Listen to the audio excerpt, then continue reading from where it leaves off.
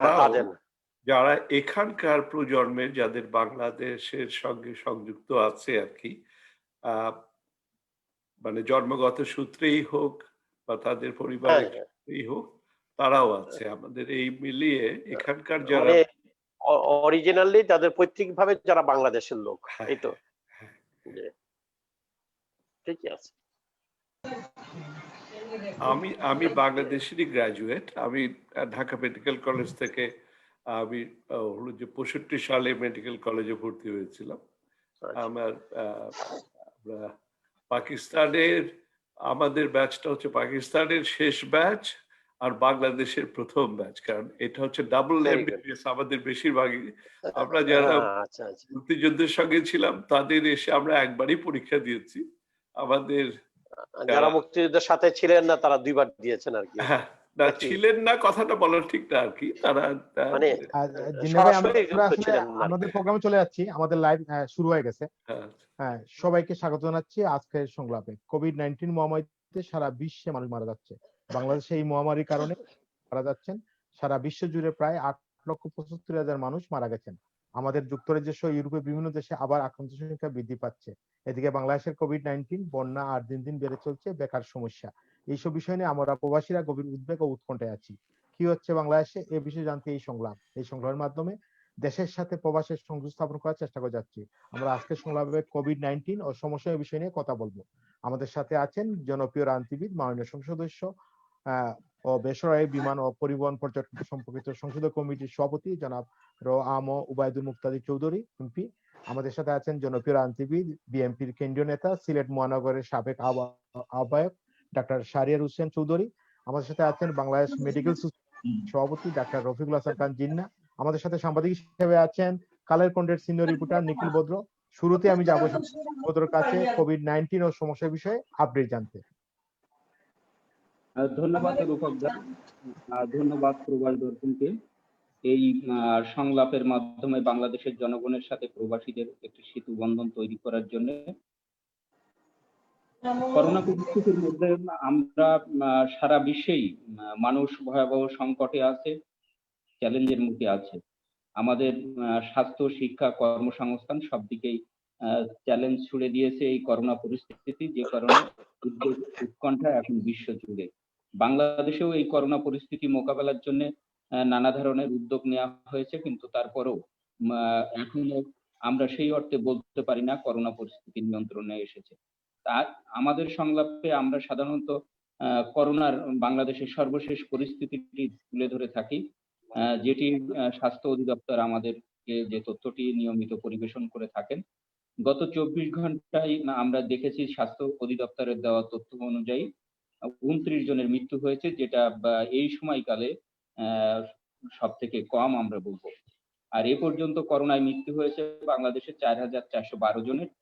গত 24 ঘন্টায় করোনা শনাক্ত হয়েছে 1,929 জন। আর এই পর্যন্ত করোনা রোগী শনাক্ত করা সম্ভব হয়েছে 3,21,615 জন। আমরা যেটা দেখছি যে যদিও স্বাস্থ্য অধিদপ্তর আমাদের এই তথ্য দিয়েছে, তবে দেশি বিদেশি বিভিন্ন সংস্থার তথ্য অনুযায়ী বাংলাদেশে করোনা রোগীর সংখ্যা আরো অনেক বেশি হবে, যেটি আমরা বিভিন্ন সূত্র থেকে পেয়েছি। আমরা এই অনুষ্ঠানের সমসাময়িক বিষয়, রাজনৈতিক বিষয়গুলো তুলে ধরে থাকি, প্রতিদিনের খবরগুলো জানিয়ে থাকি। আজকে শুক্রবারের দিনে বাংলাদেশের রাজনীতিতে তেমন কোনো গুরুত্বপূর্ণ খবরের কথা আমরা বলতে পারবো না, তবে সারা দিন ধরে আলোচনায় যে বিষয়টি সেটি হচ্ছে একজন উপজেলা নির্বাহী কর্মকর্তাকে কর্মকর্তার উপর হামলা এবং তার পরিবারের উপর যে হামলা হয়েছে সে বিষয়টি আমরা দেখেছি যে আমরা দেখেছি, শুনেছি, জেনেছি যে ওই উপজেলা নির্বাহী কর্মকর্তার উপরে যে হামলা করেছে তাদের মধ্য থেকে 2 জনকে ইতিমধ্যেই গ্রেপ্তার করেছে এবং ওই উপজেলা কর্মকর্তা আমাদের দিনাজপুরের ঘোড়াঘাটের সেই উপজেলা কর্মকর্তা এখন অনেকটা স্থিতিশীল অবস্থায় আছেন, যদিও তিনি ভয়াবহ আঘাতপ্রাপ্ত হয়েছেন। এমনি ধরনের আমরা যদি 24 ঘন্টায় আরো দেখে থাকি যে মানুষের যে সচেতনতার যে অভাব এতদিন ধরে আলোচনা চলছিল, সেটি এখনো সেই অবস্থা অব্যাহত আছে এবং মানুষের এখনো ভ্যাকসিনের কি হবে সেটি নিয়ে মানুষের মধ্যে মূল আলোচনা আছে। করোনার ভ্যাকসিন নিয়ে কোথা থেকে কিভাবে সরকার কি করছে সে বিষয়টি মানুষের জানার আগ্রহ রয়েছে। তা আমাদের সাথে আলোচক হিসাবে আছেন আমাদের দীর্ঘ অভিজ্ঞ রাজনৈতিক নেতা, আমি বলবো যে সংসদে অত্যন্ত গুরুত্বপূর্ণ দায়িত্ব পালন করে থাকেন, যিনি প্রধানমন্ত্রীর সাথেও সচিব থাকাকালীন দায়িত্ব পালন করেছেন। এখন বেসামরিক বিমান পরিবহন ও পর্যটন মন্ত্রণালয় সম্পর্কিত সংসদীয় কমিটির সভাপতি উবাইদুল মুক্তাদির চৌধুরী আমাদের সাথে আছেন, বিএনপির নেতা ডাক্তার শাহরিয়ার হোসেন চৌধুরী এবং একজন অভিজ্ঞ ডাক্তার, যিনি করোনার শুরু থেকেই করোনা যোদ্ধা হিসাবে লড়াই করছেন ইউকেতে। তাদের আলোচনার মধ্য দিয়ে আমাদের দেশে বিদেশে যারা যে দর্শকরা দেখছেন, শুনছেন, জানছেন, তারা বিস্তারিত তথ্য পাবেন বলে আশা করছি। আমি সকলকে আলোচনায় আসার আহ্বান জানিয়ে আমি আমার কথা শেষ করছি। ধন্যবাদ। ধন্যবাদ নিখিল বন্ধু, আবার আসবো আপনার কাছে। আমি শুরুতে আমি যাব আমাদের ডাক্তার রফিক হাসান খান জিন্না ভাইয়ের কাছে। জিন্না ভাই, আমরা জানি যে ভ্যাকসিনের সারা বিশ্ব গভীর আগ্রহ অপেক্ষা করছে, কোভিড ভ্যাকসিন আসতেছে, কিন্তু এরই ফাঁকে আমরা দেখতে পাচ্ছি যে ভ্যাকসিন নিয়ে সারা বিশ্ব জুড়ে একটা নতুন রাজনীতি শুরু হয়েছে। একজন ডাক্তার হিসেবে, একজন বিশেষজ্ঞ হিসেবে আপনি কি বলবেন একেবারে? একটু আনমিউট করতে হবে জিন্না ভাই, একটু আনমিউট করতে হবে কাইন্ডলি। ধন্যবাদ রূপচাঁদ দাস রূপক এবং যারা প্যানেলে এসেছেন তাদের সবাইকে শ্রদ্ধা জানিয়ে, এবং যারা শুনছেন দেখছেন তাদেরকে অনেক ধন্যবাদ। আপনি যথার্থই এই প্রসঙ্গটি নিয়ে আলোচনার কথা বলেছেন। সেটা হচ্ছে যে এই বিশ্ব মহামারীতে তার প্রতিষেধক বা তার যে ব্যবস্থা, সেই ব্যবস্থাটার কি বর্তমান কি অবস্থা আমরা পশ্চিমের বিশ্বে যে জিনিসটা দেখেছি, এবং সঙ্গে সঙ্গে আমাদের মহাদেশেও এ ব্যাপারে কি আলোচনা হয়েছে। এটা শুধুমাত্র আমাদের দেশে নয়, এ দেশেও এটা একটা বহুল আলোচিত বিষয় হয়ে দাঁড়িয়েছে। ভ্যাকসিন, যে কোনো রোগ প্রতিশোধের ভ্যাকসিনের একটা সময় সাপেক্ষ ব্যাপার, কিন্তু অবস্থার পরিপ্রেক্ষিতে এই নতুন নোভেল কোভিড-19 ভাইরাসের যে একটা ব্যতিক্রম ধর্মী যেভাবে এটা প্রকাশ পেয়েছে এবং যেভাবে এটা আক্রান্ত করছে বিশ্বকে, সেখানে এই স্বল্প সময়ে অন্যান্য ভ্যাকসিনের সঙ্গে তুলনা করলে এটা একটা হয়তো ঠিক হবে না, কারণ এখন এটা বিশ্বব্যাপী যে মহামারী ধারণ করেছে তার জন্য ডিমান্ডটাও ভীষণভাবে পরিলক্ষিত হচ্ছে। এই বর্তমানে আমি যতটুকু আমাদের তথ্য আছে এখানে, যে 120টি virus project, antivirus vaccination project সারা দুনিয়াতে চলছে। এর মধ্যে ন্যূনতম 20টি প্রজেক্ট বা অ্যান্টিভাইরাস প্রজেক্ট সেটা হচ্ছে যে বিশ্বে একটা ফেজ ট্রায়ালের মধ্য দিয়ে এটা একটা ট্রায়াল পর্যায়ে চলে গেছে, যেটা কিছুটা থার্ড ফেজ ট্রায়ালের মধ্যে চলে গেছে, কিন্তু বেশিরভাগই ফেজ 2 পর্যন্তই আটকে আছে। আমি কয়েকদিন আগে এখানে আমাদের যে ওয়েলকাম ফাউন্ডেশন, রিসার্চ ফাউন্ডেশনের প্রেসিডেন্ট স্যার জেরেমি ফারারের বক্তব্য শুনছিলাম, যে উনার কাছে একজন বিশিষ্ট বিজ্ঞানী এদেশে, যে 8টি ট্রায়াল কে লিডিং ট্রায়াল হিসাবে ধরা হচ্ছে। যে এটার জন্য একটাই ভালো জিনিস, যে 20শে জানুয়ারিতে প্রথম 10 তারিখে চায়না এটার জেনোমটাকে এটা করে, ভাইরাস স্ট্রাকচারের যে জেনেটিক স্ট্রাকচার সেটাকে দেখে, এবং 20 তারিখে সেটা বিশ্বব্যাপী সে প্রকাশ করে দেয়। এবং আমাদের, আপনারা অনেকের মুখে হয়তো শুনেছেন যে অক্সফোর্ড অ্যাস্ট্রাজেনেকার যে ভাইরাসটা, তার যে পরিচালিকা যে মহিলা ছিলেন, উনি বললেন যে 20 তারিখে ছিল শুক্রবার, এবং শনিবার পর্যন্ত উনি অপেক্ষা করেননি, উনি সঙ্গে সঙ্গেই বলে যে আমি ল্যাবরেটরিতে চলে যাই এবং আমি এদেরকে নিয়ে যে আজকে একটা জেনেটিক স্ট্রাকচারটা আমরা পেয়েছি, আমরা ভাইরাসের অ্যান্টিভাইরাল ভ্যাকসিনেশনের জন্য আমরা চেষ্টা করব। তো জানুয়ারিতে ওরা বলে যে পরের দিনই উনি লিখেছেন যে আমি 21 তারিখে এবং 22 তারিখের মধ্যে আমি আমাদের টিম নিয়ে কাজ শুরু করি। সেটা হচ্ছে general institute. General institute famous এখানে সমগ্র বিশ্বেই এই জন্যে যে এরা স্মল ভ্যাকসিনেশনের জন্য কাজ করেছে এবং নিজে একজন জেনারেল প্র্যাকটিশনার ছিলেন এবং উনি এই জেনারেল প্র্যাকটিস থেকেই একসময় স্মল পক্সের ভ্যাকসিন তৈরি করেছিলেন। তো এইভাবেই প্রথম যুক্তরাজ্যে এবং এর আগেও চাইনিজরাও কাজটা শুরু করে, কেননা তাদের দেশেই প্রথম করোনা ভাইরাসের যে আক্রান্ত এটা হয়। তো এই পশ্চিমা বিশ্বে এই প্রথম কাজটার প্রাথমিকভাবেই এর সংখ্যাজনক অবস্থা চিন্তা করে করা হয়েছিল। এরপরে আরো ফ্রান্স এবং যুক্তরাষ্ট্র একটু পরে হলেও যুক্তরাষ্ট্র এর ভেতর জয়েন করে। এটার বর্তমান অবস্থাটা কি? বর্তমান অবস্থায় যেটা দেখা যাচ্ছে, যেটা একটা গ্লোবাল রাজনীতির পর্যায়ে চলে গেছে। এটা শুধুমাত্র যে ভ্যাকসিন তৈরি হবে এবং ভ্যাকসিন কোন দেশে যাবে, কিভাবে হবে, কোন কোম্পানি পাবে, সেটার যে যারা তৈরি করছে তাদের চাইতেও যেন আকর্ষণটা বেশি হচ্ছে যে রাজনীতিটাকেই প্রাধান্য লাভ করছে। আজকে সকালবেলায় আমি শুনছিলাম আমেরিকান একটি প্রতিবেদনে যে ওরা যেমন, কেন আমি বলছি যে আমেরিকায় ফাইজার এবং ওরা পার্টিকুলারলি দুটো রিসার্চের উপর কাজ করছে।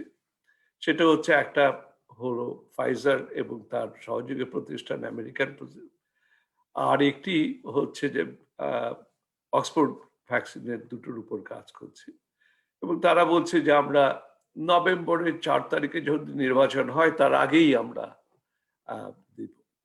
কিন্তু আবার যারা সায়েন্টিস্ট আছে আমেরিকায় তারা বলছে যে এইভাবে হ্রাস করাটা ঠিক না এবং আমাদের উপর একটা রাজনৈতিক চাপ সৃষ্টি করা হচ্ছে, কেননা 4 তারিখ হচ্ছে আমেরিকার নির্বাচন, তার আগেই তারা এটা দেওয়ার ব্যবস্থা করবে বলে তারা বলছে।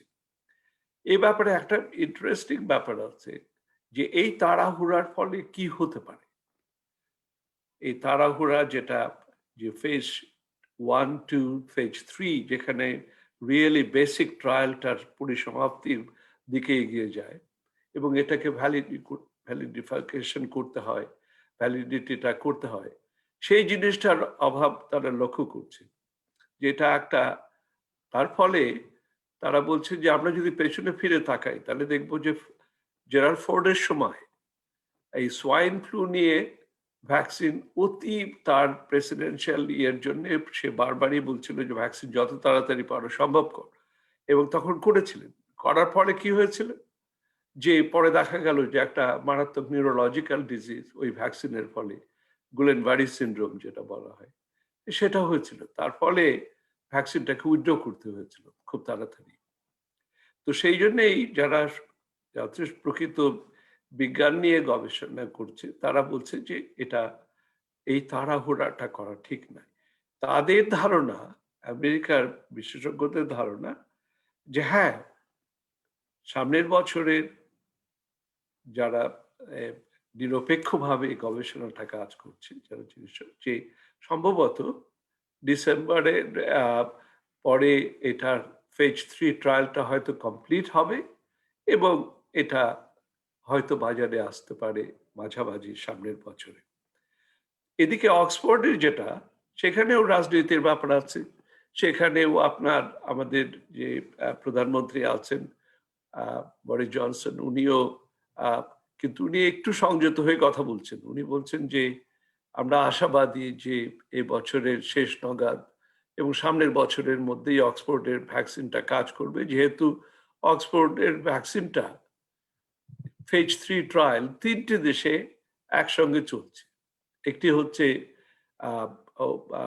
যুক্তরাজ্য, তাছাড়াও ব্রাজিল, ইউনাইটেড স্টেটস এবং সঙ্গে সঙ্গে ভারতও এর সঙ্গে যোগদান করেছে। কাজে তারা অনেকটা আশাবাদী যে সম্ভবত সামনের বছরের 2021-এর মাঝামাঝি বা তার আগেও হয়তো এই জিনিসটা আসতে পারে, এখানে একটু ভাবে বলেছে। আর এরপরে রয়েছে চাইনিজ ভ্যাকসিনটা, যেগুলো অগ্রগামী, এবং রাশা যে কথাটি অলরেডি আপনারা শুনেছেন, যে রাশা যে ভ্যাকসিনটার কথা বলছে সেটার স্বচ্ছতা নাই। এটার স্বচ্ছতার অভাবটা নিয়ে লোকজন বেশি শঙ্কিত বোধ করছে।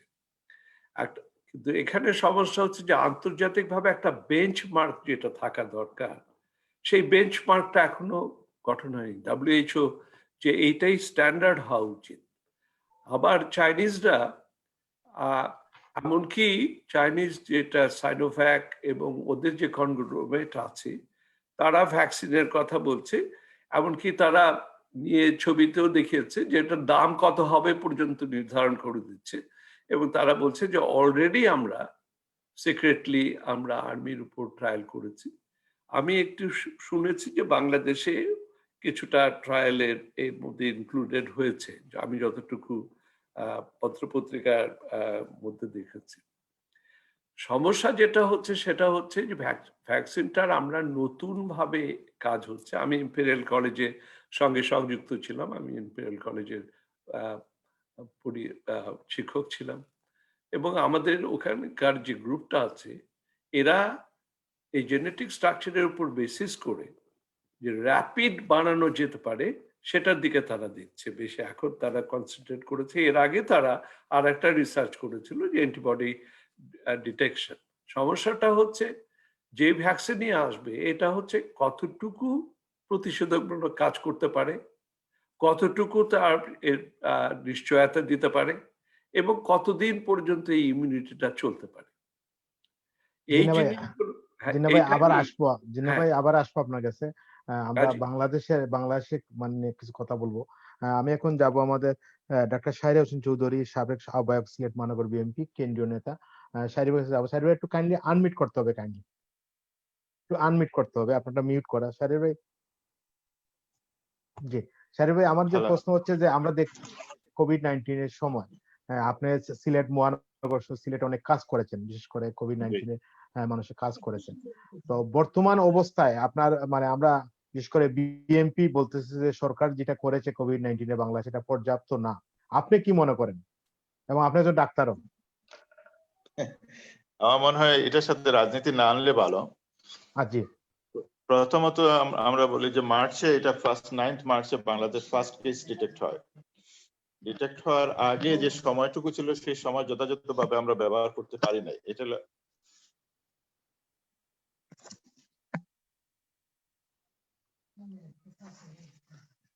এই সময়গুলো আমরা প্রপারলি ইউজ করতে পারি নাই। যাই হোক, এখন বর্তমান যে অবস্থায় আমরা আসছি, আমরা মোটামুটি বাংলাদেশের প্রত্যেকটা 50 বেড এবাভ যাদের ক্যাপাসিটি আছে সবাইকে কোভিড এর রোগী রিসিভ করতে হচ্ছে এবং চিকিৎসা দেওয়া হচ্ছে। কিন্তু প্রিভেন্টিভ মেজার যেটা, এটা অলরেডি ওই স্টেজ আমরা করতে পারি নাই, যেহেতু এটা স্প্রেড হয়ে গেছে, কমিউনিটি স্প্রেড হয়ে গেছে। যেমন আমি আমার হসপিটালে বলি, আমরা স্টার্ট করছি 29th মে থেকে আমরা করোনার রোগী অ্যাডমিশন দিচ্ছি। অন এন এভারেজ 60 পেশেন্ট আমাদের হসপিটালে ভর্তি থাকে। আইসিইউ সবসময় ফুল, আজকেও আইসিইউ ফুল, আইসিইউতে কোনো জায়গা নাই। তো এই প্রেক্ষিতে মাঝখানে একটু কম ছিল, এখন গত সপ্তাহ থেকে রোগীর সংখ্যা আবার বাড়ছে। এভরিডে আপনার 15-16টা করে রোগী প্রত্যেক হসপিটালে ভর্তি হচ্ছে। আমাদের হসপিটালে সেম, যতটুকু ডিসচার্জ হয় তার চেয়ে বেশি অ্যাডমিশন হচ্ছে। এবং এখন সবচেয়ে হলো যে মানুষ কিছু ঘরে চিকিৎসা নেয়, লেট অ্যাডমিশন হচ্ছে। লেট অ্যাডমিশনের কারণে পেশেন্ট ম্যানেজমেন্টে খুব ব্যাক পাইতে হচ্ছে, কারণ অনেক কমপ্লিকেশন নিয়ে ভর্তি হয়। তো কমপ্লিকেশন নিয়ে ভর্তি হলে রোগীকে সেভ করা খুব ডিফিকাল্ট হয়, চিকিৎসা দেওয়াটাও ডিফিকাল্ট হয়। এই সমস্ত সমস্যা আমরা ভুগতেছি। আর প্রিভেনশনে বলবো যে এখন আবার নতুন করে শোনা যাচ্ছে যে লকডাউন দেওয়া হবে। ঢাকার অবস্থা খুবই খারাপ, ঢাকাতে প্রচুর কেস বাড়ছে এবং প্রত্যেকটা হসপিটাল ফুল, কোনো জায়গা নাই, রোগী অ্যাডমিশন দেওয়ার মতো কোনো জায়গা নাই। সুতরাং গভর্নমেন্ট আবার চিন্তা করতেছে নতুন করে লকডাউন দেওয়ার কথা চিন্তা করতেছে, কিন্তু এতে কতটুকু হবে জানি না। আমরা সবাই চেয়ে আছি ভ্যাকসিনের দিকে, ভ্যাকসিন যদি আসে হয়তো বা আমরা এটা থেকে পরিত্রাণ পাবো। জি। ভ্যাকসিনের ব্যাপারে আপনার কি কোনো সরকারের প্রতি কোনো মানে মানে কোনো ধরনের পরামর্শ আছে কি না? ভ্যাকসিন যদি ইনফরমেশন বাংলাদেশে আমরা আসে। যেটুকু ইনফরমেশন বাংলাদেশ থেকে আমরা জানি যে চায়নার ভ্যাকসিন আমরা পাবো এবং আইসিডিডিআরবির সাথে জয়েন্ট কোলাবোরেশনে তারা এখানে থার্ড ট্রায়াল চলতেছে যেটুকু জানি। তো এটা অতটুকু মানে প্রচার হয় নাই, দুই এক জায়গায় শুনছি, বাট কনফার্মেশন কোনো নিউজ আমি জানি না। কিন্তু আমরা চাইনিজ ভ্যাকসিন পাবো এই খবরটুকু জানি আর কি। না, আমি যেটা বলতেছিলাম যে এখানে অনেক বিএনপি নেতারা গত পরশু আসছিলেন, অনেক নেতারা আসেন বলেন যে সরকারের দাবি জানান যে ভ্যাকসিনটাতে গরিব মানুষদেরকে বিনামূল্যে দেওয়া হয় বাংলাদেশে। এই ব্যাপারে আপনার কোনো পরামর্শ রয়েছে কিনা? প্রথমত এটা আমার ব্যক্তিগত মতামত, এটা মনে হয় সম্ভব হবে না, তবে দিতে পারলে খুবই ভালো। কারণ আমাদের বর্তমান যে অর্থনৈতিক বাংলাদেশের অবস্থা, যেটা এই 5-6 মাসে মানুষ সর্বশান্ত হয়ে গেছে। কারণ প্রথম হইলো কোভিড-19 এর আক্রমণ, দ্বিতীয়ত হলো বন্যা। এই সবকিছু মিলে বাংলাদেশ অর্থনৈতিক অবস্থা কিন্তু খুবই খারাপ। এই জায়গায় মানুষ কিনে ভ্যাকসিন দেওয়া খুব ডিফিকাল্ট। আমরা আশা করব গভর্নমেন্টের কাছ থেকে যে বিনামূল্যে ভ্যাকসিনটা পাওয়ার।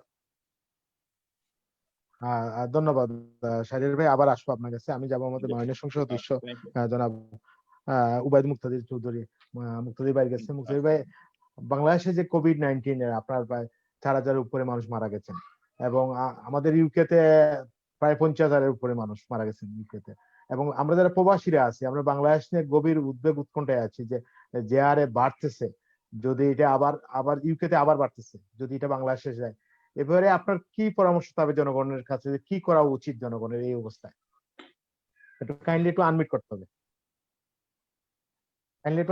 হবে, মুক্তাদি ভাই, একটু আনমিউট করতে হবে। আচ্ছা, ঠিক জি আছে, এখন শুনতে পাচ্ছেন? জি জি জি। আচ্ছা, প্রথমত হলো যে রোগের ওষুধ নেই, চিকিৎসা সুনির্দিষ্ট কোনো চিকিৎসা নেই, সেই রোগের চিকিৎসা নিয়ে কথা বলা তো খুবই কঠিন বিষয়। এটি এমন একটি আপদ মানুষের জন্য এবং বিপদ যে মানুষ দিশেহারা। আমাদের মতো দেশ, যেটা মাত্র আমরা বলি যে দারিদ্র সীমার সামান্য উপরে উঠেছে হয়তো, কিন্তু যেটা উন্নত দুনিয়া, যেখানে শিক্ষায়, দীক্ষায়, বিজ্ঞানে খুবই উন্নত, সেই সব দেশগুলো তো দিশেহারা। এমত অবস্থায় বাংলাদেশের যে কোভিড পরিস্থিতি আছে, সেতে এর চেয়ে ভালো কি ম্যানেজমেন্ট হতে পারে আমার খুব একটা বুঝের বাইরে আর কি। আমি এটা বুঝি না। আমি ডক্টর রফিকুল হাসান সাহেব এবং ডক্টর শাহরিয়ার হোসাইন সাহেবের কথা শুনছিলাম।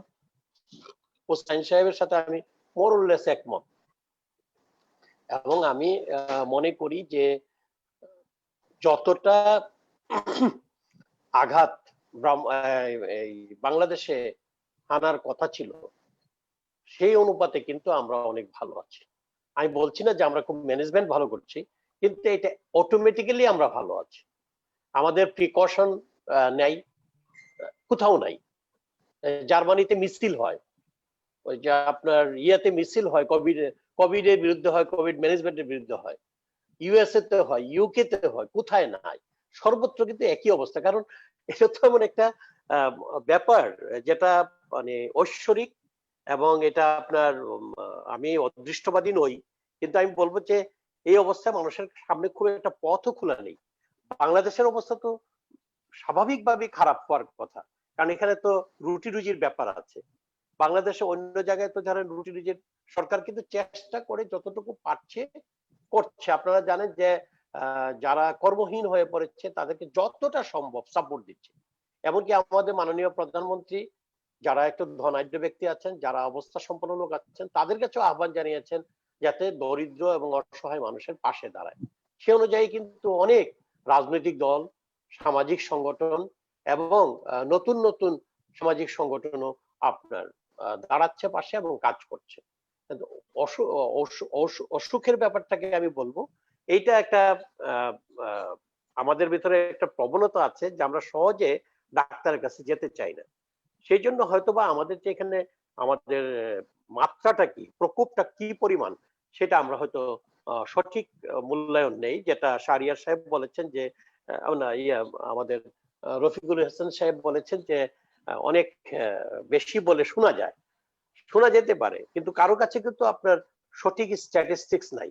সুতরাং গভর্নমেন্ট যে কথাটা বলছে সেটার উপরে আমাদের নির্ভর করতে হয়। অগাস্ট মাসে যেভাবে আপনার জুলাইয়ের শেষ দিকে এবং অগাস্টের একেবারে শেষ লাস্ট উইকের আগ পর্যন্ত যেভাবে একটা প্রকোপ দেখা দিয়েছিল, সেটা কিন্তু সাম্প্রতিক সময়ে অনেক কমে এসেছে।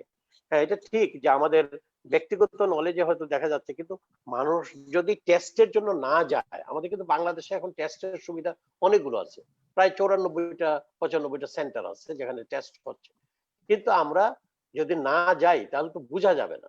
আমার পরিচিত অনেক আছে যারা নানান রকমের সিমটম নিয়ে কাজ করছে। আমার মনে হয় বাংলাদেশের মানুষ বোধহয় আমরা যারা আছি তারা অনেক বেশি এই যে প্রাকৃতিক হিলিং এর উপরে আমরা নির্ভরশীল। যেমন ধরেন আমরা যে WHO যে কতগুলো নির্দেশনা আছে, আমাদের মাননীয় প্রধানমন্ত্রীর নেতৃত্বে আমাদের স্বাস্থ্য যারা এই ব্যাপারে দেখছেন, মনিটর করছেন, তারাও কিছু নির্দেশনা দিয়েছেন। প্রায় 31টা নির্দেশনা বাংলাদেশের পরিপ্রেক্ষিতে আছে। এই নির্দেশনাগুলো যতটা পারে শিক্ষিত লোকেরা প্রায় সকলেই এটা অনুসরণ করার চেষ্টা করে, এবং যেখানে শিক্ষার ক্ষেত্রে হয়তো একটু নিম্ন পর্যায়ে আছে, সেখানে কিন্তু অন্য কারণে আপনার COVID-19 ছড়িয়ে যাওয়ার একটা আশঙ্কা ছিল। সেটা হলো যেখান থেকে কোভিড হচ্ছে সেখান থেকে যদি আপনার লোকজন মাইগ্রেট করে বা লোকজন যায়, ট্রান্সফার হয়, তাহলে তার কাছ থেকে হওয়ার কথা ছিল। বাংলাদেশে এটা যতটা আমরা আশঙ্কা করেছিলাম ততটা হয়নি। একদিক দিয়ে হয়েছে যে যখন আপনার গার্মেন্টস গুলো শাটডাউন করে দেওয়া হয়েছিল, তখন অনেক লোক গার্মেন্টস থেকে বেরিয়ে গ্রামের দিকে গিয়েছে। আবার যখন গার্মেন্টস গুলো খুলে দেওয়ার কথা উঠেছে তখন অনেক লোক এসছে। আবার দুইটা ঈদ গেল আমাদের। এই ঈদের সময় আমরা দেশের বাড়িতে একেবারে ঢাকা শহর এবং অন্যান্য অনেক শহর আমরা খালি করে দিয়ে চলে গিয়েছি।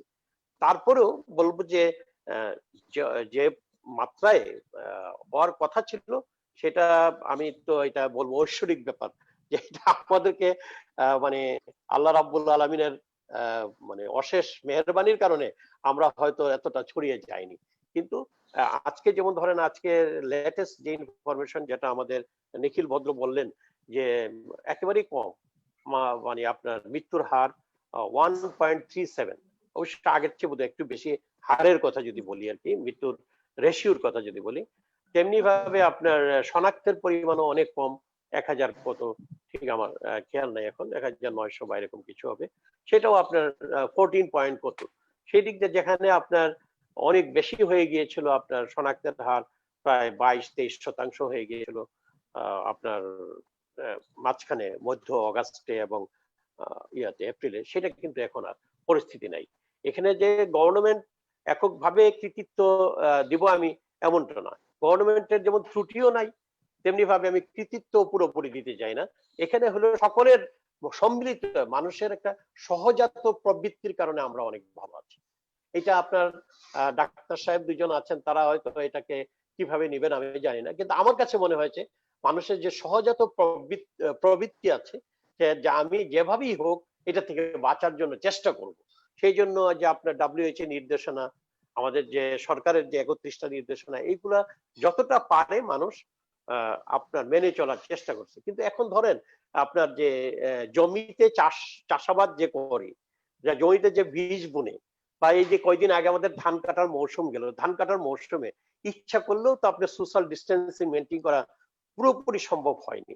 সুতরাং এইসব দিক দিয়ে চিন্তা করলে তো আমি মনে করি যে অবাক কাণ্ড যে আমাদের যে ধান যারা আমরা তুলি, আমরা যারা গেরস্থ মানুষ, যারা তাদের জমি জমা করি, তাদের এখানে যে আমাদের লেবারদের মধ্যে সংক্রমণটা অনেক অনেক কম, বা আপনি যদি সংক্রমণ যদি বাড়তো, এখানে সিলেটে এখন আছেন বোধহয় শাহরিয়ার সাহেব, নিশ্চয়ই সিলেটে আছেন, যদি থেকে থাকেন, অথবা রফিক সাহেব তিনি সিলেটের কিনা যায় না, আপনি সিলেটের মানুষ, কিন্তু সুনামগঞ্জের কথা চিন্তা করেন, সুনামগঞ্জের যেভাবে প্রথম দিকে যাওয়া শুরু করেছিল, আপনার বিভিন্ন জায়গা থেকে, আপনার কিশোরগঞ্জ থেকে, নেত্রকোনা থেকে আপনার লেবার নিয়ে ধান কাটার ব্যবস্থা করা হচ্ছিল, তাহলে তো অনেক বেশি ছড়িয়ে পড়ার কথা ছিল। মানে যেটা কমিউনিটি স্প্রেডিং যদি বলেন আপনার, সেটার সংক্রমণের একটা সম্ভাবনা ছিল আমাদের এখানে। কিন্তু আমি মনে করি, এটা আমার একটা ল্যামেন হিসেবে বলতে পারেন, I am not a physician এবং আমার খুব এই ব্যাপারে কোনো নলেজও নাই। আমি আপনার এই মেডিকেল সায়েন্স সম্পর্কে আমার খুব একটা নলেজ নাই। আমি নিজে রুগীর তো সবসময়, সুতরাং থাকলেও ওইখানে আপনার কোনো ইয়ে নাই, নলেজ নাই। আমি ওই ডাক্তার সাহেবদের উপরে নির্ভরশীল, ওনারা যখন যেটা বলে সেটা করি, এই জন্য আমার নলেজ নাই।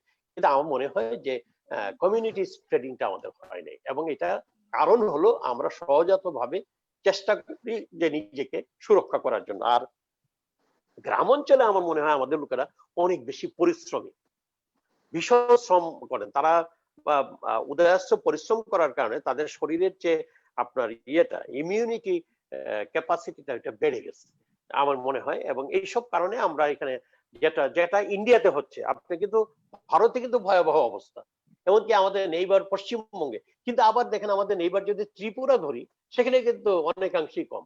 কারণ ত্রিপুরাতে যে জনগোষ্ঠী আছে তারা অনেক বেশি হার্বাল মেডিসিন, তারপরে এইসব ইত্যাদি ব্যবহার করে। আমাদের দেশের মানুষরা কিন্তু গরম পানি, গরম চা, তারপরে কালিজিরা, তারপরে এইসব ব্যবহার অভ্যস্ত হয়ে গেছে। এবং এইসব কারণে আমাদের এখানে একটা সরকার কিন্তু সর্বাত্মকভাবে চেষ্টা করছে, এমনকি রিমোট প্লেসে যে আপনার ইয়েগুলো আছে, যে 50 বেডের সে হাসপাতালগুলো আছে যে উপজেলা পর্যায়ে, সেইগুলোকেও কোভিড রোগীর জন্য প্রস্তুত রেখেছে। এমনকি কোথাও কোথাও দেখা গেছে কমিউনিটি ক্লিনিক আমরা যেটাকে বলি, সে আমি জানি যে শাহরিয়ার সাহেব নিশ্চয়ই খবর রাখেন, সেই কমিউনিটি ক্লিনিক গুলোকে অনেক জায়গায় ব্যবহার করা হচ্ছে। সুতরাং এবং আমাদের ডাক্তার সাহেবরা, আমি আই মাস্ট সে যে আমাদের এই বাংলাদেশে যারা ডাক্তার সাহেবরা আছেন, তারা সকলে একটা আপ্রাণ চেষ্টা করে একটা অবস্থাকে ক্রিয়েট করার চেষ্টা করেছেন, যাতে মানুষের ভেতরে এটা কমিউনিটি স্প্রেডিং না হয়। কমিউনিটি স্প্রেডিং না হলে আমরা এটা নিয়ন্ত্রণে আসতে পারবো বলে আমি বিশ্বাস করি। ভাই এখানে কিছু প্রশ্ন আসছে আপনার, কারণ আপনাকে পেয়ে আমরা মানে দর্শকরা অনেক প্রশ্ন করতেছেন। আমি দুইটা প্রশ্ন নিতে চাই। একটা প্রশ্ন হচ্ছে যে বিশেষ করে বাংলাদেশের কোভিড এর যে মানে যে টেস্ট আপনি যেটা বলছেন করাচ্ছে না লোকজন, কিন্তু টেস্ট অনেক গরিব লোক, যে আপনার যে সম্ভবত 200 টাকা এবং 500 টাকা যে যে মানে টেস্ট করতে দিতে হয়, এই কারণে অনেক লোক হয়তো মানে বলতেছেন যে অনীহা প্রকাশ করছে, টেস্ট করতেছে না, একটা বিষয়। আরেকটা বিষয় বলছেন যে আমরা জানি আপনি মাননীয় প্রধানমন্ত্রী খুব কাছের মানুষ, এবং যে জিনিসটা অনেকেই লেখছেন এখানে যে স্বাস্থ্য খাতে দুর্নীতি যেটা আপনি জানেন, শাহেদকে ধরা হলো, এই যে দুর্নীতি যে বিষয়, এই বিষয়গুলা কিভাবে দেখেন আপনাদের আইন প্রণেতা হিসাবে, আপনি কি দেখেন? এটা অনেকেই প্রশ্ন করতেছেন। এটা আরেকটি চ্যাপ্টার। আমি রূপক বাবা আপনাকে বলবো, এটার সাথে আপনার এই বর্তমানে যে কোভিড-19 এর কোনো সম্পর্ক নাই। স্বাস্থ্য খাতের দুর্নীতির যে বিষয়টা, এটা খুবই লজ্জাজনক, এটা খুবই একটা ঘৃণিত কাজ, এবং এটা আছে, দুর্নীতি আছে, ব্যাপক আকারে দুর্নীতি আছে। এটা যে আজকে পত্রপত্রিকায় আসছে সেই জন্য যে আমি বলছি তা না। আমি ব্যক্তিগতভাবে, আপনারা জানেন যে অনেক সংসদ সদস্যই জেলা পর্যায়ে যে হাসপাতালগুলো আছে সেগুলা সভাপতি হিসেবে কাজ করে থাকেন। আমিও ব্রাহ্মণবাড়িয়া জেলা সদর হাসপাতালের একটা কমিটি আছে, এটা গভর্নমেন্ট থেকে অ্যাপয়েন্টেড কমিটি, সেটার আমি সভাপতি হিসেবে কাজ করে থাকি। সুতরাং আমাদের ব্যক্তিগত নলেজও আছে যে ব্যাপক আপনার দুর্নীতি হয় স্বাস্থ্য খাতে। এই দুর্নীতির কোনো মানে এই দুর্নীতিটা মারাত্মক আকার ধারণ করেছে, এতে কোনো সন্দেহ নাই। এইটাকে আলাদাভাবে দেখার একটা চেষ্টা হচ্ছে মাননীয় প্রধানমন্ত্রীর নির্দেশনায়, বা আপনি বলেন যে প্রধানমন্ত্রীর নজরদারির কারণেই হোক। এই যে আপনার এই শাহেদ বলেন, তারপরে যে কি ডাক্তার সাবরিনা বলেন, এই ধরনের যে সমস্ত লোকেরা আছে, এবং স্বাস্থ্য অধিদপ্তরের যে সমস্ত কর্মকর্তা কর্মচারী, একজন কর্মচারী 1000 কোটি টাকার মালিক, কেরানি, সে তো সবসময় ছিল। সে শুধু যে বর্তমান সরকারের সময় ছিল বা আগের সরকারের সময় ছিল তা না, যতদিন পর্যন্ত তার চাকরি ততদিন পর্যন্ত ছিল, এবং সেই কাজগুলো করে গেছে। এবং স্বাস্থ্য অধিদপ্তরের যে অন্যান্য যে দুর্নীতির কথা বলা হচ্ছে, এগুলো খুবই খারাপ কাজ, এগুলো জঘন্য কাজ, এগুলাকে আমরা নিন্দা করি। এইগুলা যদি না থাকতো, আমাদের স্বাস্থ্য ব্যবস্থা আরো উন্নত হতো, আমাদের ডাক্তার সাহেবরা আরো অনেক বেশি সেবা দিতে পারতেন, এবং আমরা এই কোভিড-19 মোকাবেলায় আমাদের যে প্রাথমিক প্রস্তুতির দিক দিয়ে যে ঘাটতির কথাটা আজকে অনেকে বলে থাকেন, সেই কথাটা আজকে থাকতো না। এইটা বন্ধ করো, বন্ধ করো, সরি, আমার বাসাতে টেলিভিশন চালু দিয়েছিল, এই জন্য একটু অসুবিধা হচ্ছে আপনার এইটা এটা আমি এটা আমি স্বীকার করি যে ব্যাপক দুর্নীতি আছে। এই দুর্নীতিকে রোধ করা দরকার, রোধটা করা দরকার এই জন্য যে আমরা বোধহয় আহ, অনেক বসে আমার হিসাব নাই, যেমন ধরেন আমি 2বার হার্টের চিকিৎসার জন্য আই ওয়াজ নট স্যাটিসফাইড ইয়ার, এবং আমাকে এখানে যারা দেখেন তারা বলেছেন যে আপনি বিদেশে গিয়ে চিকিৎসা করুন। আমি একবার সিঙ্গাপুর গিয়েছি, একবার ভারতে গিয়েছি, আমার তো এখানেই হার্টের চিকিৎসা করানোর কথা। আমি এখানে আস্থা রাখতে পারি নাই এখানকার চিকিৎসা ব্যবস্থার উপরে। এমনকি এখানে যে ডাক্তার যিনি আমাকে দেখেন বা যারা আমাকে দেখেন, আমার যে বন্ধুরা, তারাও তো আস্থা রাখতে পারছেন না তাদের নিজেদের উপরে বা তাদের যে সহকর্মীদের উপরে। এই কারণে এটা হচ্ছে। সুতরাং এইটা যদি দূর করা যায়, আমার মনে হয় যে রফিক ভাইকে যদি আমরা বলি, উনি আমার হয়তো একটু সামান্য সিনিয়র হবেন আর কি, এই জন্য আমি রফিক ভাই বললাম যে অনেক যাবৎ স্বাধীনতার পরে থেকে উনি বিদেশে হয়তো বা আছেন। রফিক ভাই আপনি আছেন, আমার বন্ধুরাও ডাক্তার আছে অনেক, আপনার পরিচিত হয়তো, যেমন ডাক্তার মুস্তফা জালাল মহিউদ্দিন বিএম এর প্রেসিডেন্ট, আপনার হয়তো পরিচিত হতে পারে, ডক্টর কনককান্তি বড়ুয়া, এরকম। আমি বলছি যে তারাও হয়তো তখন আগ্রহী বাংলাদেশে আবার ফিরে আসতে চাইবেন এবং বলবেন যে না, আমরা দেশটাকে একটু দেখি, দেশের স্বাস্থ্য ব্যবস্থার উন্নয়ন, স্বাস্থ্য ব্যবস্থায় আমরা কিছু অবদান রাখি, এটা রাখার জন্য চেষ্টা করব। এটা হলো যে আমাদের মানসিক অবস্থাটা খুবই খারাপ। আমরা মানসিক ভাবে আপনার মানুষের জন্য কিছু করতে হবে, এই জিনিসটা আমাদের মাথায় ঢুকে না। আমাদের যেখানেই আমরা কোনো সুবিধা পাই, আমরা মনে করি এখানে আমার প্রাথমিক কাজ হলো নিজের পকেট ভারী করা। আমার দেশের মানুষের কি হলো, আমি যে হাসপাতালের ম্যানেজমেন্টের সাথে জড়িত, সেই হাসপাতালের রুগী যে আসবে সেই রুগীর কি হলো, এটা আমার কাছে মুখ্য বিষয় হয়ে দাঁড়ায় না। আমার কাছে মুখ্য বিষয় হয়ে দাঁড়ায় যে আমি কিভাবে এখান থেকে অধিক হারে টাকা উৎপাদন করব। এইটাই হলো একটা কাজ হয়ে গেছে। এটার জন্য আমি লজ্জিত। একজন আমি একসময় সরকারি চাকরি করতাম, এখন আমি রাজনীতিতে আছি, সব মিলিয়ে। এবং আমি এই দেশের আমি যেহেতু একজন নিজে মুক্তিযোদ্ধা, সুতরাং আমি মুক্তিযোদ্ধা হিসেবেও এই দেশটির সৃষ্টি লগ্ন থেকে, যেহেতু জাতির পিতার আহ্বানে সাড়া দিয়ে সৃষ্টি লগ্ন থেকে আছি, সুতরাং আমি খুবই লজ্জা পাই, আমি খুবই দুঃখ পাই, কষ্ট পাই। এই বেদনা, এই কষ্ট, এই দুঃখের কথা রূপক সাহেব আমি আপনাকে বুঝিয়ে বলতে পারবো না, বা আমার যারা দর্শক আছেন সেটার কথা বলতে পারবো না। আমার বেদনা অন্যরকম, কেননা এটার জন্মের সাথে আমি সম্পৃক্ত। এই জন্য এই বেদনার কোনো শেষ নাই, এটার অবসান হওয়া উচিত। আমাদের স্বাস্থ্য খাতের যে ম্যানেজমেন্ট, সেটা আরো সুচারু হওয়া উচিত, এবং এটা আরো শক্তিশালী হওয়া উচিত, এবং এটা আরো ট্রান্সপারেন্ট হওয়া উচিত। এবং এই ব্যাপারে আমাদের যে সচিবালয়ের যারা এটা দেখাশোনা করেন, বা সচিবালয়ের বাইরে স্বাস্থ্য অধিদপ্তরের কথা চিন্তা করেন, এখানে কিন্তু বাইরের কেউ নেই, সকলেই ডাক্তার। তাহলে এখানে বিবেচনা করেন, এখানে তো অন্তপক্ষে দুর্নীতিটা কোথাও না কোথাও যদি একটু মানে আমি বলি যে দুর্নীতি হয়তো উৎপাদন করা যায় কিনা আমি জানি না, পৃথিবীর ইতিহাস এটা অবশ্য বলে না কোথাও দুর্নীতি সমূলে উৎপাদিত হয় নাই, কিন্তু সব জায়গায়, অনেক জায়গায়, যেমন ধরেন এখন ইউকে তে কি দুর্নীতি নাই? আছে, কিন্তু এটা এমন মাত্রায় যেটা আপনার মানুষকে আঘাত করে না।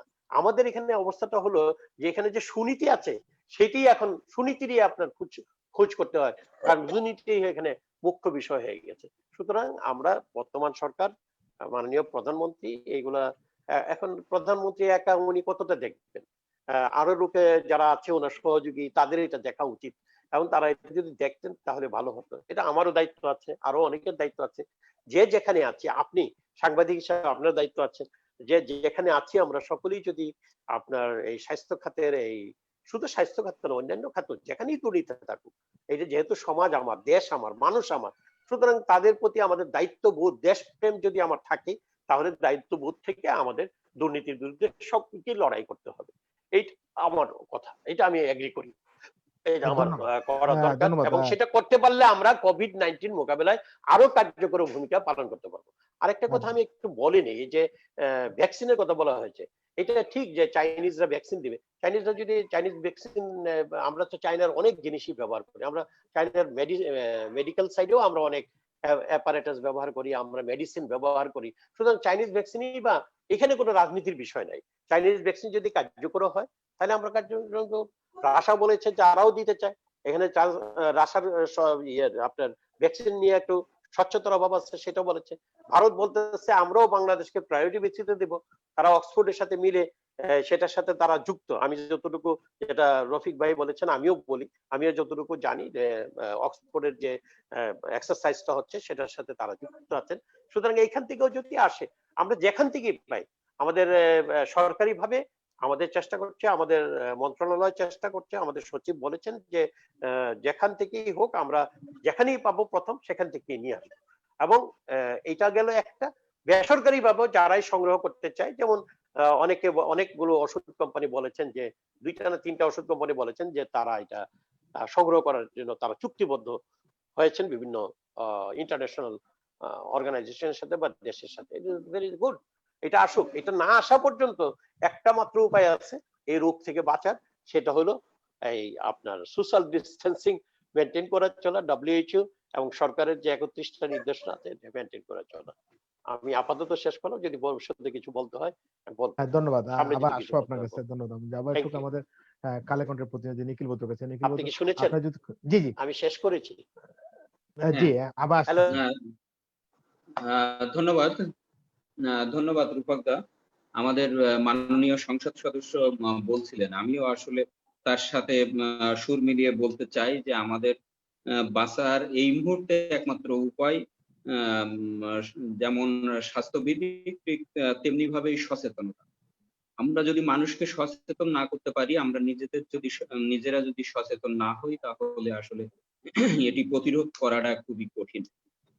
তো এখন যে পরিস্থিতি হয়েছে, সার্বিকভাবে আমরা যেটা দেখি যে একের পর এক এই স্বাস্থ্য খাতের যে সকল ঘটনা, বিশেষ করে শাহেদ কেলেঙ্কারি, সাবরিনা কেলেঙ্কারি এবং করোনার সার্টিফিকেট জালিয়াতির যেসব বিষয়গুলো নিয়ে আলোচনা হয়েছে, যেসব বিষয়গুলো সামনে এসেছে, সেখানে আমার একজন গণমাধ্যম কর্মী হিসাবে মনে হয় যে মানুষ সেখান থেকেই অনেকটা এই নমুনা পরীক্ষার বিষয় প্রতি আগ্রহ হারিয়ে ফেলছে। যেহেতু এটি রিপোর্টটা কি হবে না হবে, এটা নিয়ে অনিয়ম হবে না দুর্নীতি হবে, এখানে ভালো হবে না খারাপ, এই যে আতঙ্ক এবং আশঙ্কা, এইসব বিষয়ের কারণে এই জায়গায় বড় বিষয় দেখা দিয়েছে। আরেকটি হচ্ছে যে অনেক ক্ষেত্রে আমরা স্বাস্থ্য খাতের সমন্বয়হীনতাটাই লক্ষ্য করেছি, এবং এটি আমাদের মাননীয় প্রধানমন্ত্রী যেভাবেই নির্দেশনা দিন না কেন, তিনি শক্ত হাতে অনেক কিছু করার চেষ্টা করলেও বাস্তবিক অর্থে মাঠ পর্যায়ে ব্যাপকভাবে সমন্বয়হীনতা কাজ করছে, এটা আমরা লক্ষ্য করেছি। আমরা দেখেছি করোনা পরিস্থিতি, ঘূর্ণিঝড়, বন্যা, এই যে একের পর এক সংকট দিছে, আমরা আমাদের মাননীয় সংসদ সদস্যকে হয়তো তার এলাকায় জনগণ পেয়েছে নানাভাবে, সুযোগ সুবিধা পেয়েছে, ত্রাণ পেয়েছে, নানা সহায়তা পেয়েছে, কিন্তু অনেক নির্বাচিত প্রতিনিধি কিন্তু তারা এলাকার খোঁজ খবর রাখেননি, এলাকায় যান। তাহলে সেক্ষেত্রে সেই অঞ্চলের মানুষের কতখানি সংকট বেশি হয়েছে সেটি আসলে পর্যালোচনা করার বিষয়। আমরা আশা করব আগামীতে আমাদের জনপ্রতিনিধিরা সেই সংকটটি কাটিয়ে উঠবেন এবং জনগণের পাশে থেকে এই যে বিশ্ব মহামারী, এই বিশ্ব মহামারী মোকাবেলায় তারা সম্মিলিতভাবে কাজ করবেন। তাহলে হয়তো আমাদের এই দুর্যোগ কাটিয়ে ওঠা অনেক বেশি সহজ হবে। সকলকে ধন্যবাদ। ধন্যবাদ। এবং আমাদের এখানে জিন্নাহ ভাইয়ের মতো যারা প্রবীণ আছেন এই বিষয়ে, দীর্ঘ অভিজ্ঞ, আমি সরকারি দল বিরোধী দল তাদের প্রতি আহ্বান জানাবো, সারা বিশ্বে ছড়িয়ে ছিটিয়ে থাকা এই যে অভিজ্ঞতা, সেই অভিজ্ঞতাগুলো কাজে লাগিয়ে আমরা আমাদেরকে আগামী দিনে সমন্বিত এবং ঐক্যবদ্ধ পদক্ষেপ নিতে পারলেই আমরা অনেকটা সংকট কাটিয়ে উঠতে পারবো। ধন্যবাদ। ধন্যবাদ হুম। নিখিল বদ্র, ধন্যবাদ জানাচ্ছি, কৃতজ্ঞতা জানাচ্ছি আপনাকে আপনার ব্যস্ত মধ্যে আমাদের সময় দেওয়ার জন্য। আমি যাবো এখন ডাক্তার রফিক হাসান খান জিন্নাহ ভাই। জিন্নাহ ভাই, আপনি বাংলাদেশের প্রেক্ষাপটে আমরা এখন কথা বলবো। আমরা বিশেষ করে আমরা যে বাংলাদেশের লোকজন কিভাবে এই ভ্যাকসিনটা পেতে পারে বা কিভাবে বাংলাদেশ সরকার এটা গ্রহণ করতে, কি সহজ উপায় আপনি কি মনে করেন? আমি ডক্টর শাহরিয়ার হোসেন চৌধুরী সাহেব যেটা বলেছেন, আমি সেই পরিপ্রেক্ষিতে কিছু বলছি আর কি, এবং উনি যথার্থভাবে কতগুলো জিনিস উল্লেখ করেছেন। একটা হচ্ছে দুটো জিনিস আমাদের দেখতে হবে। একটা হচ্ছে আমরা অনেক সময় বলি যে বাংলাদেশের সংক্রমণের সংখ্যা কম। এই কথাটি খুব মিসনমার।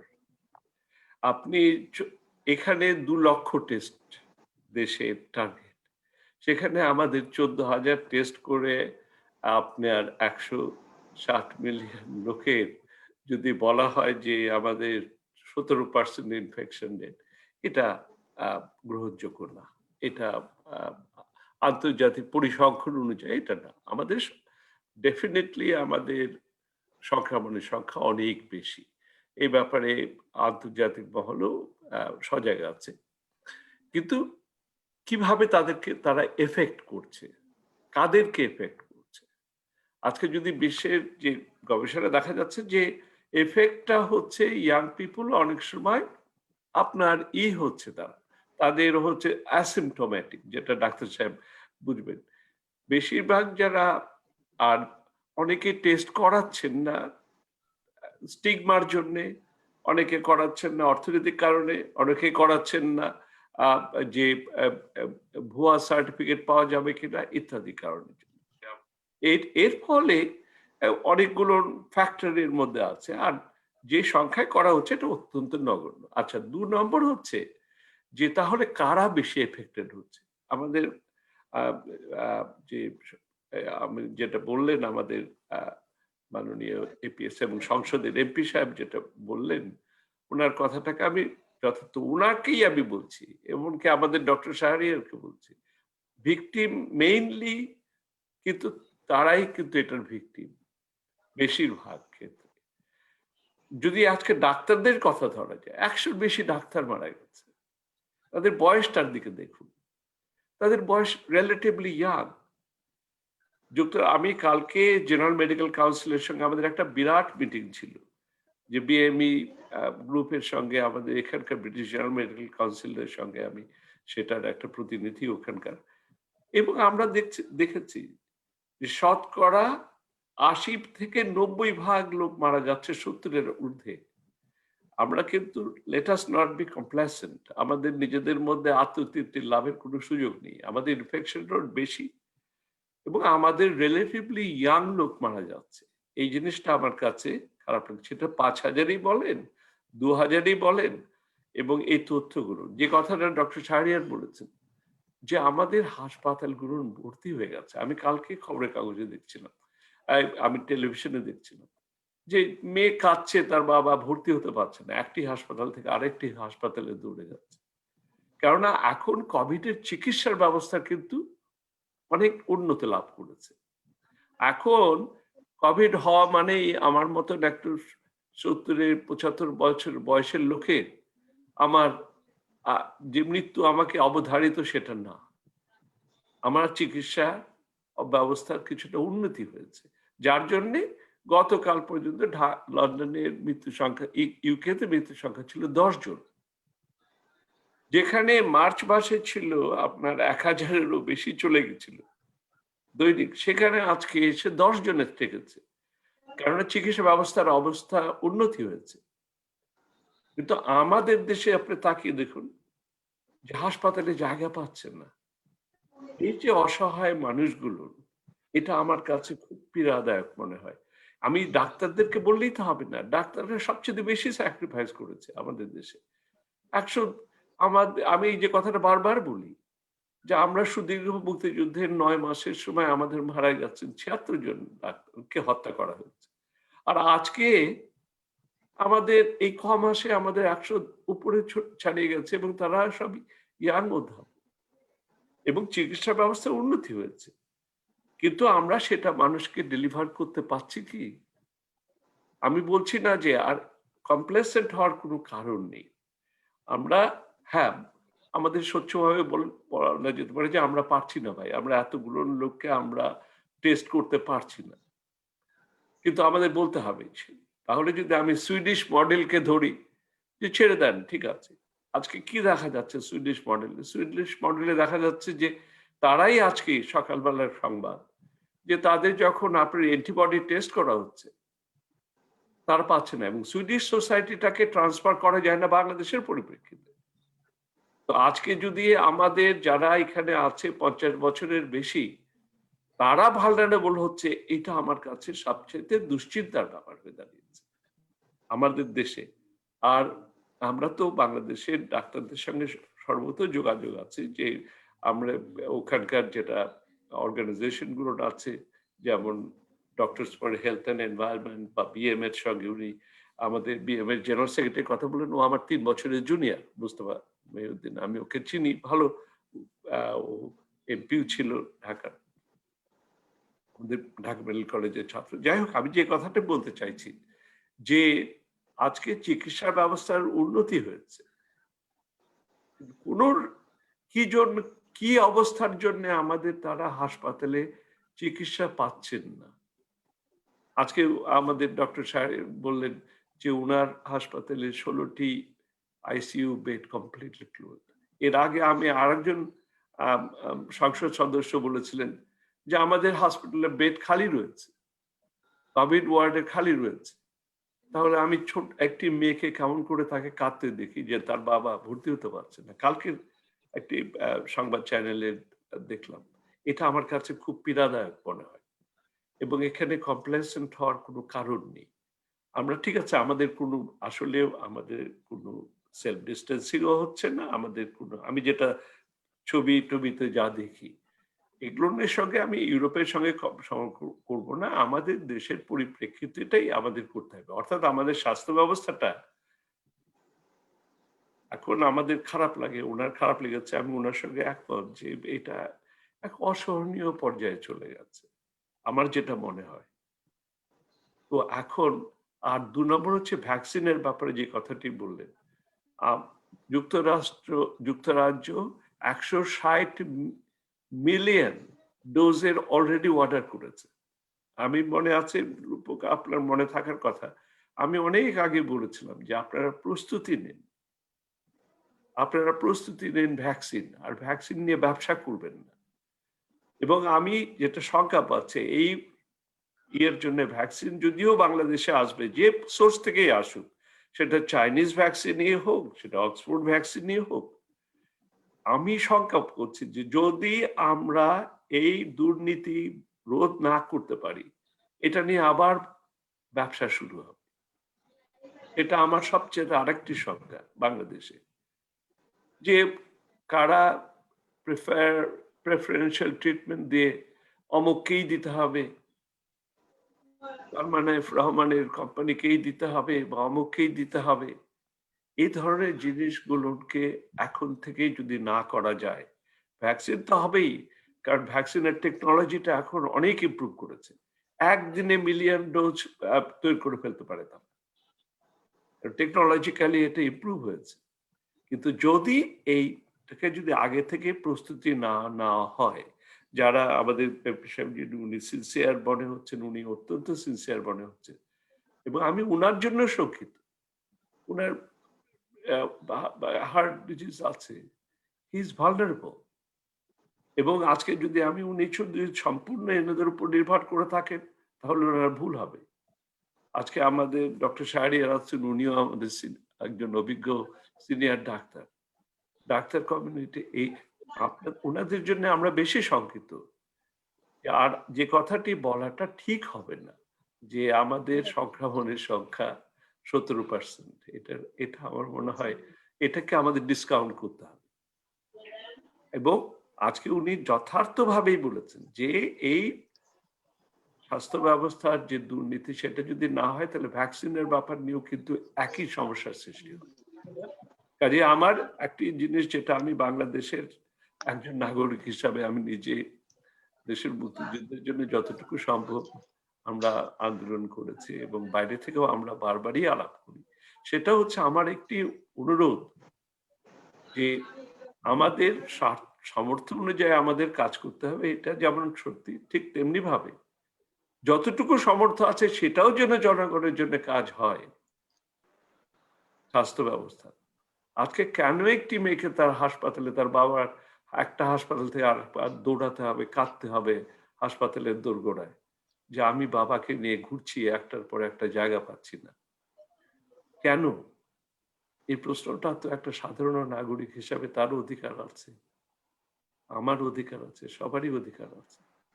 সেটাকে নিশ্চিত করার জন্য আমি জানি আমাদের যারা উচ্চ মহলে আছেন সব অনেকেই সত্যিকারের মনে প্রাণে দেশের মঙ্গলটা চান, এবং সেটার দিকেই আমাদের দেখতে হবে।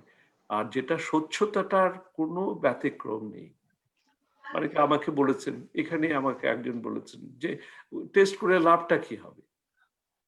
এখন এতদিন সাতখণ্ড রামায়ণ পড়ে যদি আমাদের জানতে হয় যে টেস্ট করার কারণটা কি, টেস্ট অ্যান্ড ট্রেসিং, তা ট্রেসিং না হলেও অন্তত আমাদের মাননীয় সংসদ নিজে সতর্ক থাকতে পারবেন যে ওই লোকটি পজিটিভ, তাকে তার ই না হওয়া পর্যন্ত আমি তার কাছ থেকে আমার থাকতে হবে, আমার ডক্টর শাহরিয়ারকে জানতে হবে যে সে পজিটিভ কিনা। কাজে টেস্টের এটা ব্যত্যয় নেই। আমাকে বলা হয়েছিল যে ডোনাল্ড ট্রাম্পের মতন যে যত টেস্ট করব তত পজিটিভ হবে।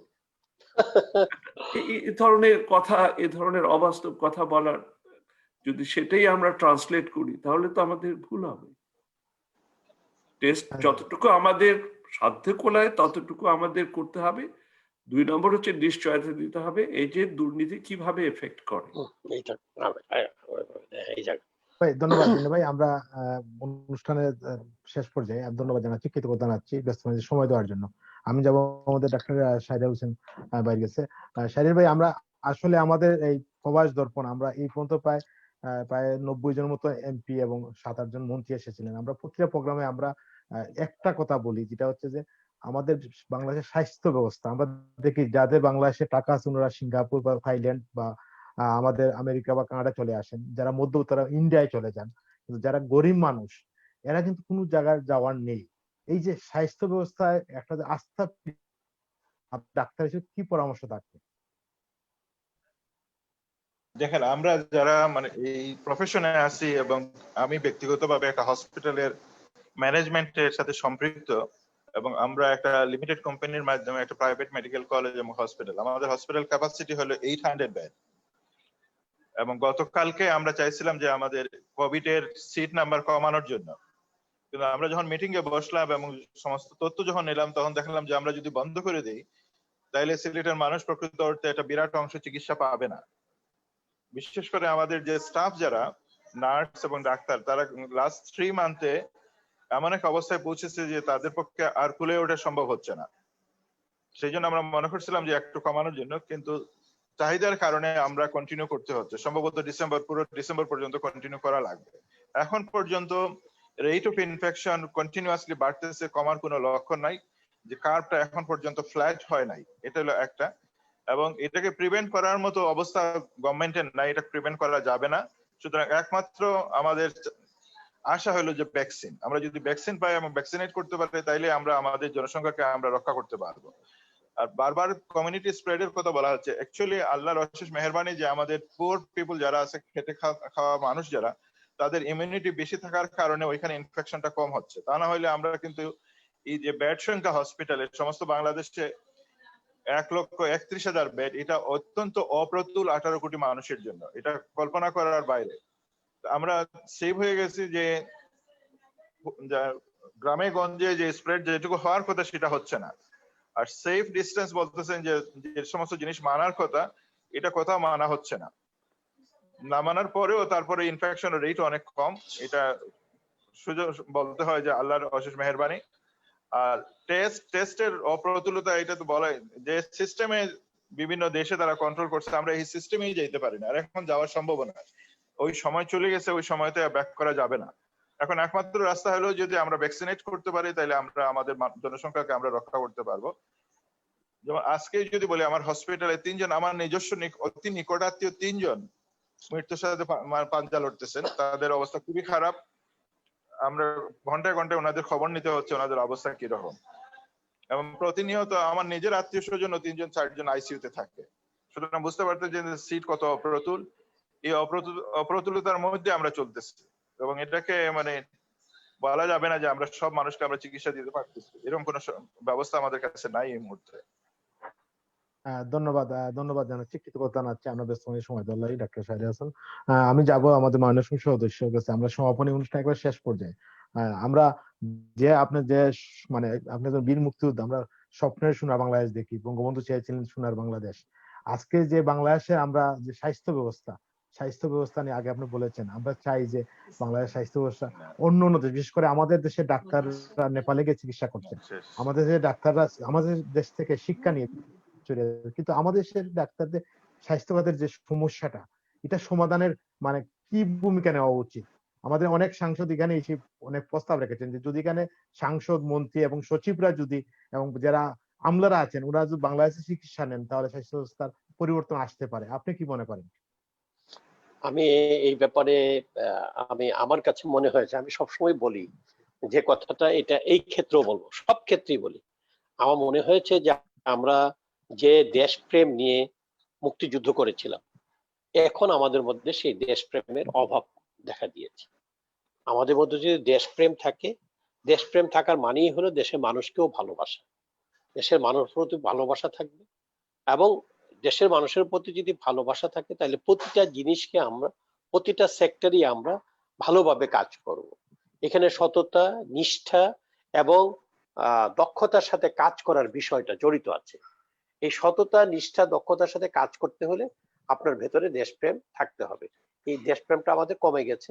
এটাকে নিয়ে যদি আমরা সামনে এগিয়ে যাই এবং সকলে ব্লেম গেম না করে, আমরা একজন আরেকজনকে দোষাদোষী না করে আমরা যদি সকলে দেশের মঙ্গলের জন্য কাজ করে যাই, সেটা আমাদের জন্য উত্তম হবে।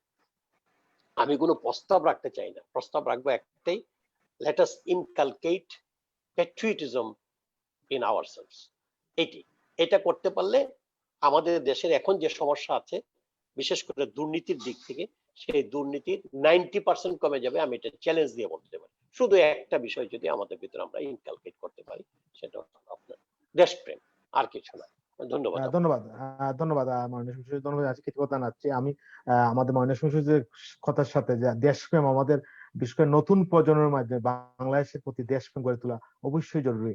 এবং আমি আশা করব এই কোভিড-19 যারা আক্রান্ত হয়েছেন বাংলাদেশ সহ বিশ্বের বিভিন্ন দেশে, আমরা তাদের প্রতি যাতে আরোগ্য কামনা করছি এবং আমরা আশা করব যে আগামীকালকে অনুষ্ঠান আপনারা দেখবেন, আগামীকাল বাংলাদেশ সময় রাত 9টায়, এই বিকাল 4টা। সবাইকে ধন্যবাদ জানাচ্ছি, কৃতজ্ঞতা নিয়ে আমাদের অনুষ্ঠান শেষ করে সবাই ভালো থাকবেন, সুস্থ থাকবেন। আপনাদেরকেও ধন্যবাদ।